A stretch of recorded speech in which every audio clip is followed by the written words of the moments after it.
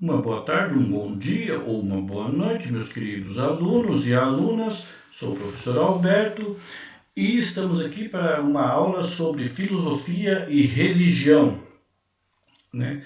Não vamos tratar de religião de maneira essa ou aquela religião, ok? Não faz parte da aula isso. Vamos tratar de conhecimentos filosóficos e religiosos, como eles podem ser convergentes ou não em relação ao conhecimento da realidade que nos rodeia e, se Deus quiser, a realidade que está dentro de nós também, não é? A habilidade é identificar marcas do discurso filosófico, mitológico ou religioso, que aqui seria equivalente, aprender sobre as diferenças entre o discurso filosófico e religioso. Vamos retornar um pouco, falar sobre Immanuel Kant, que você já conhece, algumas semelhanças e diferenças entre esse discurso filosófico e religioso, né? E as 3 etapas da passagem de um mito a uma religião, como se dá isso, ok? Ao final, deixarei também um pequeno vídeo para tentar elucidar um pouco mais esse mundo grego, que é onde nós vamos nos basear o nosso discurso, e algumas questões de cunho prático para que assim se assimile melhor a matéria e para que assim também eu tenha conteúdo para a nossa avaliação. Tudo que nós fizermos nessas aulas durante esse período de pandemia será discriminado uma nota, né, e levará não apenas a nota em si, mas a questão da participação, né, da presença dos senhores e das senhoras, ok? Então atentos, não deixem para a última hora, façam com calma. E qualquer dúvida que tiverem, os vossos respectivos tutores passou para vocês uma lista de plantão de dúvidas. Assim que, se você tiver alguma dúvida em relação, ademais de buscar meios da internet para saná-los, pode contar comigo quando for necessário, ok? Aqui vemos uma imagem, né, bonitão. Esse cara é o Immanuel Kant, né? Immanuel Kant, que nós conhecemos porque ele falou-nos, se vocês recordam bem, sobre 2 formas de conhecimento, o conhecimento a priori e o conhecimento a posteriori. Isso nós vimos lá no primeiro ano, se recordam? Lá no primeiro bimestre do primeiro ano. Já faz tempo, mas eu espero que tenha ficado gravado. Senão aqui nós retomamos. O conhecimento a priori. Uma série de conhecimentos que começam no próprio intelecto, sem a necessidade de uma experiência sensível. E o posteriori, todo o nosso conhecimento começa com a experiência, porém, nem todo este conhecimento surge apenas da experiência. Vamos ver exemplos, porque assim, creio eu, fiquei um pouco mais clara essas denominações kantianas. Por exemplo, o conhecimento a posteriori. Você faz uma determinada experiência e você adquire um conhecimento através de um elemento sensível. Por exemplo, estou aqui no quarto dos meus filhos, minha esposa preparou uma aguinha. Como eu sei qual é a determinada força que eu tenho que engendrar para segurar esse copo de maneira que ele não venha nem a cair da minha mão, nem a quebrar-se pela demasiada força do professor Alberto, né? E essa experiência se dá de maneira a posteriori. Imaginemos o meu filho quando era menor, um bebê. Você dá um copo plástico para um bebê, qual é a reação? Geralmente ele pega o copo, ele aplasta, porque ele não sabe ainda, ele não teve a experiência, né, sensível da força necessária para que aquele copo não seja destruído pelas suas mãos. O exemplo que eu dei lá no primeiro ano, se você se recorda, era do meu filho Miguel indo até o forno, né? A mãe dele fala, não coloque a mão aí porque está quente, você poderá queimá-la. O moleque teimoso vai lá, mete a mão no forno, né? Queima, e assim ele adquire um conhecimento, cria-se uma memória sensitiva e provavelmente, quando a mãe voltar a falar, Miguel, não coloca a mão aí porque está quente, se ele for esperto, né, provavelmente ele não o fará. Se ele for teimoso e querer fazer de novo a experiência, é um caso de um Miguel cientista, né? Ele vai lá, mete a mão de novo e queima, mas provavelmente ele não voltará a fazê-lo. Por quê? porque ele teve um conhecimento a posteriori, ele teve conhecimento prático. Isso também é baseado nas aulas de John Locke lá do primeiro ano. Se vocês se recordam, em John Locke falava: só é válido aquilo que eu posso tocar, aquilo que eu posso experienciar pelos sentidos. Se eu toco em determinado objeto, aquilo cria uma sensação, vai até o meu cérebro e o meu cérebro capta que aquele objeto é de determinada forma ou, sei lá, conteúdo de... E eu vou criar dentro da minha mente uma memória sensitiva, né? E todos os nossos sentidos são levados a essa experiência. O nosso sentido mais apurado é o sentido do olfato. Temos mais de 150 mil terminações nervosas no nariz. Então, quando você sente um cheiro de algo, aquele algo te remete a uma memória de um antepassado bom ou mal, né? Você tem um cheiro de um bolo de fubá, remete-se à sua avó que fazia bolo de fubá para você, né? Ou o cheiro de grama cortada e assim por diante, né? É uma experiência, um conhecimento que se criou a posteriori, posterior a uma experiência. Mas, segundo Kant, nem todo conhecimento nosso ele é formado pela experiência sensitiva. Há experiências que adquirimos que formam o nosso conhecimento que não há necessidade ou não há maneira de ser sensitiva. Por exemplo, os estudos das matemáticas, né? Chega lá a professorinha e fala 2 mais 2 são 4. E você não vê um 2 correndo pela natureza. Não, 2, pega ele, tá? Né? Não. É um conhecimento que você adquire sem a necessidade de uma experiência sensível. Você não toca, mas você cria no intelecto essa experiência. Essa experiência, ela pode então surgir, esse conhecimento, de uma experiência sensorial, concreta, empírica, ou não necessariamente. Essas duas formas, ou as duas formas apenas a priori, dentro do seu intelecto, formam novos conhecimentos. E assim, de certa maneira, as ciências ou o conhecimento humano avança, porque você pega uma ideia, contrasta com outra ideia que você pensou ou alguém pensou, e aquilo vai formando o seu conhecimento, né? Se não fosse assim, imagine como avançaria as ciências. Se tivéssemos que começar toda a física do começo de tudo para chegarmos ao que temos hoje, ou química, ou assim por diante, não avançaria, não é? Então, nós nos apoiamos na experiência sensível, mas nos apoiamos também na experiência de outros, né? Um exemplo que eu dou em sala também não é preciso pular do prédio do Antônio Dutra para saber que o resultado final será negativo. Já teve algum retardado que o fez e você sabe que pular de uma altura determinada vai te machucar.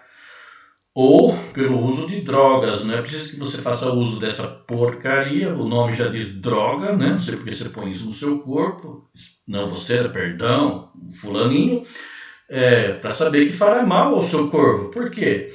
Porque os que usaram ficaram dependentes e sabemos que a consequência é gravíssima. Não é preciso você fazer. Não é preciso, outro exemplo, que um médico fique doente para cuidar do seu paciente.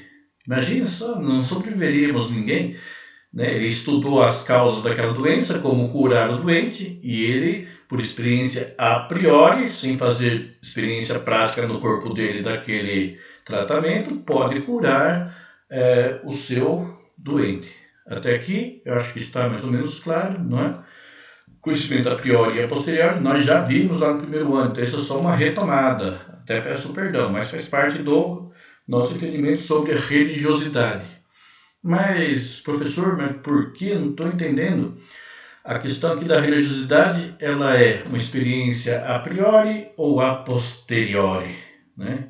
Immanuel Kant, ele era religioso, né? Apesar de não ter saído da sua cidadezinha lá na Alemanha, ele determinou certas consequências éticas do agir humano dentro da sua fala, né? Dentro das suas obras. Mas o que nos compete hoje é entender um pouco diferenças e semelhanças nessa questão religiosa e como que entra esse discurso de Kant aqui. Entra no sentido de que eu posso questionar a minha experiência religiosa para que ela possa crescer dentro da religião, digamos assim, mais universal. o catolicismo, né, seja de cunho o cristianismo de cunho católico ou de cunho evangélico, e o mesmo islamismo ou a religião hebraica, o judaísmo, ela é uma religião que ela deve ultrapassar o sensível, não é? Às vezes a gente ouve dizendo, fui em determinada missa ou grupo de oração ou culto e não senti nada. Parabéns, né? Você não vai sentir nada na maioria, digamos assim. E se você for lá buscando sentir, esse palpável do sentir, um adendo, quando eu falo isso, às vezes a gente questiona os sentidos em relação apenas aos 5 sentidos, né?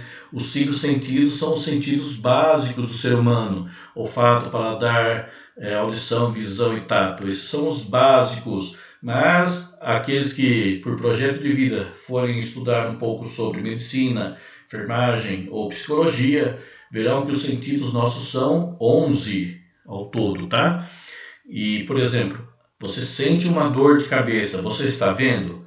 Está tocando? Não, mas sente, está doendo, não é? Esse é um sentido que nos remete a alguma causa daquela dor.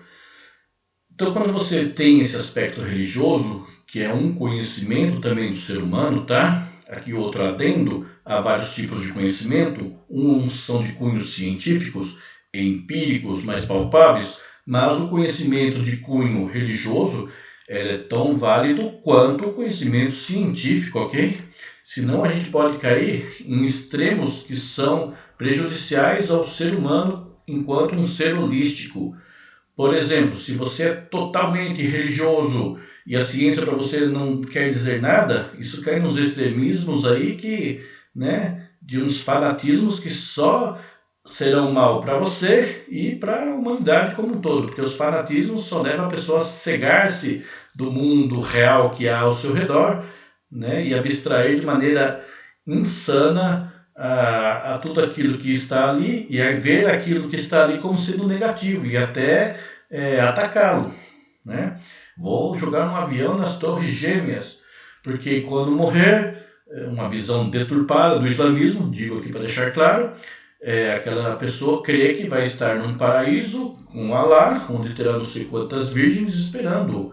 E você manipula essa criança desde pequena numa visão distorcida do islamismo, do Alcorão, e ela vai crescer achando que aquilo é a verdade, não é? Agora, você salientar um cientificismo, que foi tema também do primeiro ano, não sei se vocês se lembram, e dizer que a ciência vai resolver tudo, se ainda não deu explicação é porque dará, porque se ainda faz parte do crescimento científico, isso também é prejudicial, né? É um cientificismo, outro ismo aí que prejudica o ser humano na sua concretude holística. Nós somos um conjunto de coisas, nós somos intelectuais, somos emocionais, psíquicos, somos corpóreos e somos também religiosos, né? Temos alma. Então, tudo faz parte do nosso engajamento como um ser humano total, ok? Então, nem a um nem a outro de maneira... Tem que ter um equilíbrio, ok? Se a visão científica do mundo te é mais favorável para explicar a sua relação com as coisas, mas também dando essa vazão a Deus na sua vida, excelente. Se a sua visão é mais de cunho religioso, que te faz levar a ser uma melhor pessoa em relação a si e ao outro e ao mundo, mas sem detrimento da ciência, que faz parte de um conhecimento dado também por Deus, maravilha, também é válido. O que não se pode é jogar só de um lado e falar, não, o outro não presta, o outro não. Há que ter um equilíbrio, tá? Tanto é assim que agora, nesses momentos de pandemia, uma pessoa equilibrada, ela sabe, né, fazer bom uso da ciência de uma maneira clara, de uma maneira, apesar dos fake news da vida, saber diferenciar o que é válido, o que é bom, o que é certo, né, em detrimento de perspectivas econômicas apenas, mas também ele é consciente, ou deveria ser, dessa parte religiosa que faz vazão a toda essa parte esperançosa, racional também, emotiva, que faz com que esse equilíbrio ele se torne uma pessoa madura, autêntica e equilibrada. Né? Estamos passando por um momento onde há que se ter esse equilíbrio. Qual é, então, depois desse adendo, um pouco longo, perdão, a diferença e semelhança entre filosofia e religião? Então, filosofia, mitologia e religião apresentam formas distintas de respostas para as questões do mundo natural e sobre os homens. O ser humano sempre teve necessidade, desde o princípio da criação, desde quando o homem se tornou consciente de si, de explicar a realidade fenomenológica que o circunda. Por que é assim, por que é assado? E ele dá explicações de cunho científico, filosófico e de cunho religioso. Mas as perguntas, digamos, são as mesmas. Né? É uma busca não pelas mesmas coisas. Ambos saberes tratam das mesmas coisas, mas utilizam gêneros textuais diferentes. Então, buscamos responder às questões, dando cunho a essa resposta de maneiras diferentes. Mas, como eu disse, não é que uma seja melhor que a outra, ok? Santo Agostinho, que nós vamos ter a oportunidade de estudar lá no 4º bimestre, Oxalá, ele diz que a minha inteligência chega até um determinado ponto.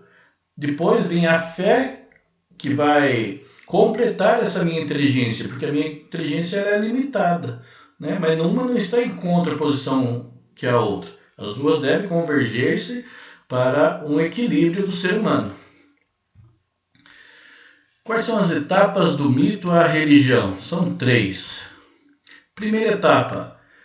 A força do sagrado manifesta-se nos elementos e nos fenômenos naturais, assim como nas disposições do humano. O que significa? Que, naquele primeiro momento, a pessoa se sente... Primeiro, ela se sente diante, digamos assim, por exemplo, da natureza. A natureza é algo que nos absorve, algo que está muito além do nosso abarcamento como ser humano, na nossa limitação.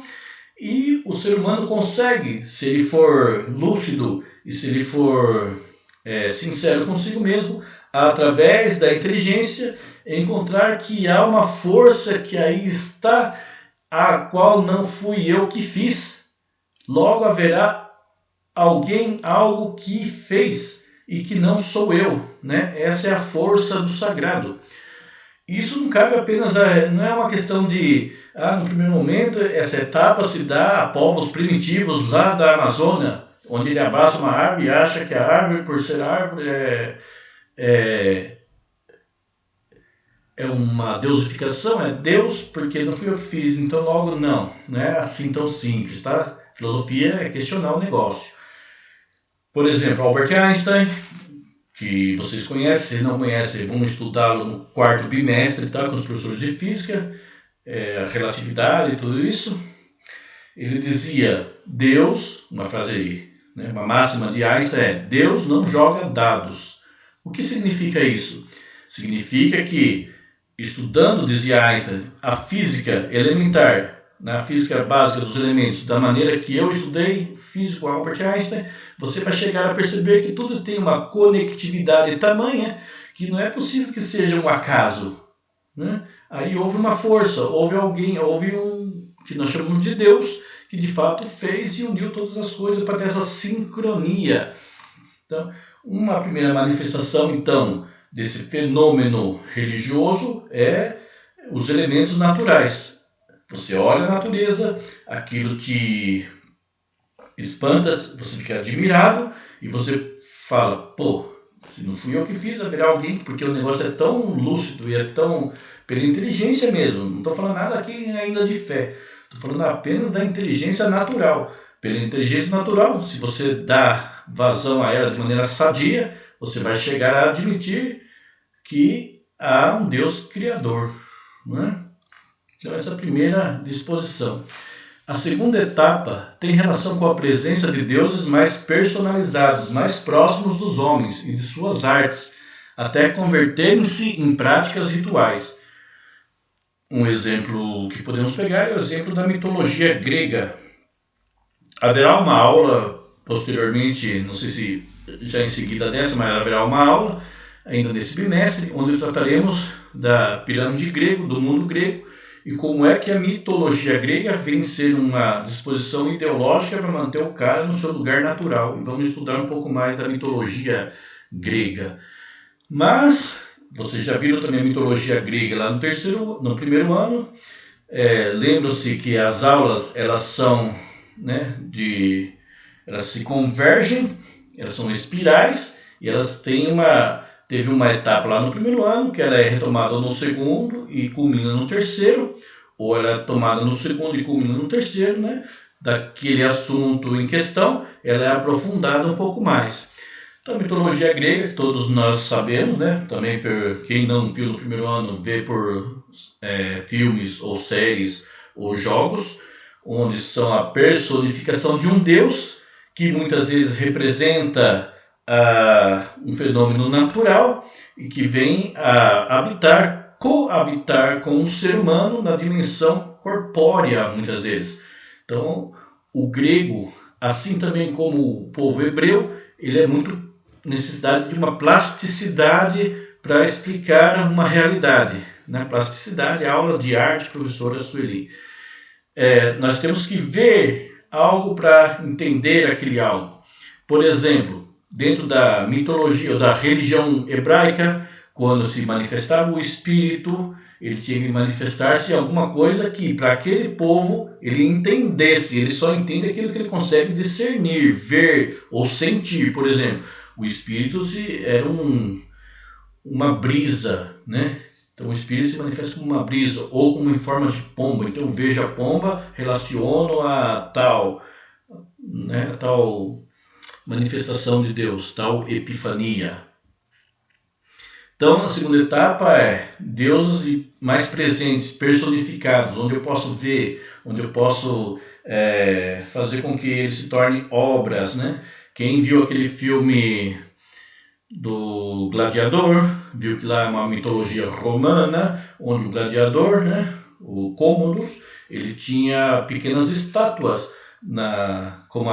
para representar deuses, onde ele fazia a sua adoração, e na mitologia romana tem deuses pra caramba, hein? Tem mais de 300, né? Deus da porta, Deus da lareira, Deus do quarto, Deus da lavoura, Deus de tudo, né? E se reproduzia com pequenas imagens. Então, no primeiro momento, eu me deixo abarcar por essa força da natureza, onde eu vejo ali a questão do sagrado. Essa segunda etapa, o sagrado se torna um pouco mais próximo a mim, né? E aí eu faço representações do sagrado, né? Com imagens, com atributos onde eu possa ver, tocar e sentir. E essas imagens também se tornam depois rituais, onde eu ofereço à divindade culto ou sacrifícios ou o que seja. E a terceira etapa, os deuses compartilham os sentimentos humanos e suas intervenções são cada vez maiores nas religiões monoteístas, revelado por um profeta e escrito em um livro sagrado. Religião monoteísta é aquela que tem apenas um Deus, né? A religião judaica, a religião islâmica e a religião cristã. Essas são as religiões onde há um Deus, né? E é revelado através de um livro sagrado. O Alcorão no islamismo, o Antigo Testamento, né? Ou a Torá no judaísmo e a Bíblia nas religiões cristãs. Aqui já é uma etapa onde aquela questão mitológica que ficava longe do ser humano foi vindo mais perto, a religião tornou-se algo a ser compartilhado através de seus rituais ainda, e há uma intervenção inclusive moral, né? O meu agir ético, o meu agir moral, não é apenas o que eu penso na minha mente e falo vou fazer, não vou fazer, mas há uma questão religiosa por trás, onde eu possa me apoiar para saber se aquilo que eu estou fazendo e realizando, ele é de fato bom. Aqui há um tema que a gente vai retornar mais para frente, que diz sobre o eterno retorno na mitologia grega. Toda mitologia grega tem, pois, a finalidade de fazer com que o sujeito que fora destinado a um lugar determinado na sociedade grega o entendesse como sendo ideologicamente a vontade dos deuses. Eu não vou me prender muito a esse tema, porque será um tema de aulas recorrentes, mas só saber que Toda a mitologia grega serve para explicar por que aquele cara tem um lugar na sociedade grega e aquele lugar ele está já determinado e ele não pode sair e mudar de lugar, entende? Eu estou na base da pirâmide, artesão agricultor, posso passar a magistrado? Não pode, meu querido. E aí a mitologia vem explicar essa questão do eterno retorno, que, conforme eu disse, eu vou deixar para a próxima aula, porque essa já ficou um pouco extensa, e para não cansar-vos muito, ok?